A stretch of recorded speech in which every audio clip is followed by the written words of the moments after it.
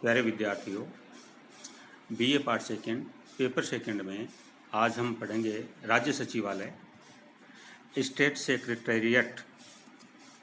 भारतीय संविधान के अनुच्छेद 154(1) द्वारा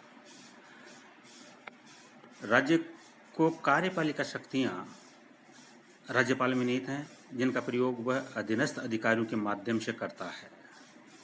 यह अधीनस्थ अधिकारी शासन सचिवालय के अधिकारी ही होते हैं। संसदीय व्यवस्था होने के कारण राज्यपाल की समस्त शक्तियों का प्रयोग राजनीतिक कार्यपालिका करती है, लेकिन राजनीतिक कार्यपालिका सचिवालय की सहायता के बिना कार्य नहीं कर सकती। इसलिए सचिवालय की आवश्यकता प्रमुख कारणों से है। राजनीतिक कार्यपालिका की अस्थिरता एवं निपुणता, फर्स्ट पॉइंट दिया जा सकता है। राजनीतिक कार्यपालिका यह आवश्यक नहीं है कि निर्वाचित राजनीतिक कार्यपालिका के सदस्य प्रशासनिक कार्यों में निपुण हों, फिर उनके कार्यकाल की अनिश्चितता बनी रहती है। संसदीय व्यवस्था में उनकी परिवर्तनशीलता भी उनके प्रशासकीय कार्य में निपुणता हासिल करने में प्रमुख बाधा बनी रहती है। इसलिए राजनीतिक कार्यपालिका को सदैव प्रशासनिक नियमों, विनियमों एवं जटिलताओं से अवगत कराने हेतु प्रशासन में अनुभव और विशिष्ट ज्ञान रखने वाले कार्मिकों के सहयोग की आवश्यकता पड़ती है। प्रजातांत्रिक व्यवस्था में यह भी जरूरी नहीं होता कि मंत्री शिक्षित हो। कोई अंगूठा टेक भी मंत्री बन जाता है। अतः पढ़े लिखे अधिकारियों की जरूरत पड़ती है। दूसरा पॉइंट है नीति निर्माण में योगदान। नीति निर्माण के लिए विभिन्न प्रकार की सूचनाओं, सामग्री, आंकड़ों, तथ्यों की आवश्यकता होती है। सचिवालय ही यह सब एकत्रित करके संक्षिप्त रूप में राजनीतिक कार्यपालिका को उपलब्ध करवाता है। नेक्स्ट पॉइंट है विधान प्रक्रिया की दूरता। विधान की प्रक्रिया इतनी जटिल होती है कि विधि के विशेष ज्ञान के बिना इस कार्य को कोई व्यक्ति कर नहीं सकता। विधानमंडल में प्रस्तुत कानून का प्रारूप मंत्रीगण विशेषज्ञ की सहायता के बिना तैयार नहीं कर सकते। अतः सचिवालय में कार्यरत विशेषज्ञों पर मंत्रियों को विधान संबंधी कार्यों के लिए निर्भर रहना पड़ता है। राजनीतिक कार्यपालिका की अतिव्यस्तता। राजनीतिक कार्यपालिका के सदस्य अन्य कार्यों में इतने व्यस्त रहते हैं कि नीति निर्माण संबंधी विषयों के लिए ये समुचित समय नहीं निकाल पाते। उन्हें अपने चुनाव क्षेत्र को संभालना होता है। दल से संबंधित कार्यों में उनका बहुत समय व्यतीत हो जाता है।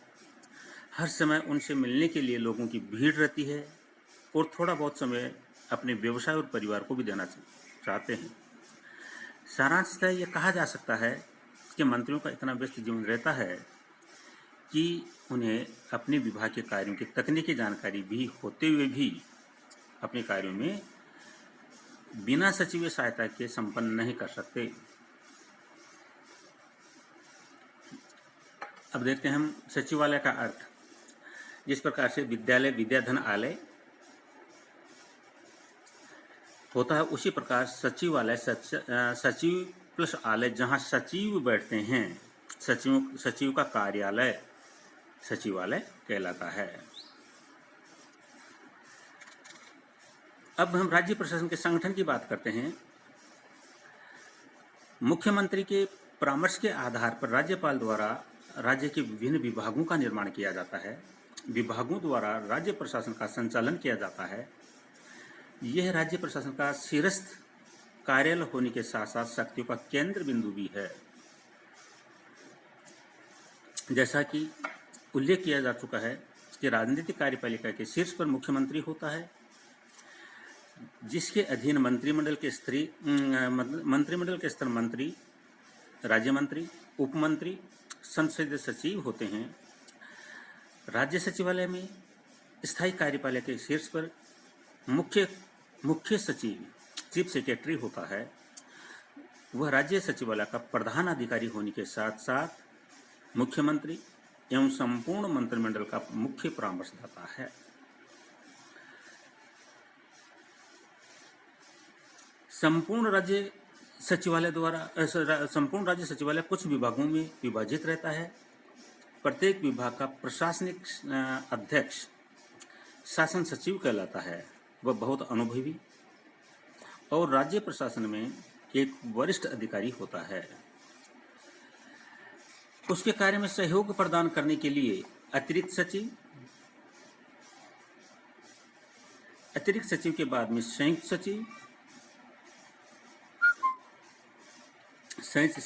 के कार्य में सहयोग करने के लिए उप सचिव, सहायक सचिव, अनुभाग अधिकारी, सहायक, शीघ्र लिपिक, वरिष्ठ लिपिक, कनिष्ठ लिपिक और चतुर्श्रेणी कर्मचारी आते हैं। ये अपने अपने जगहों पर सचिवालय में कार्य करते रहते हैं। इस प्रकार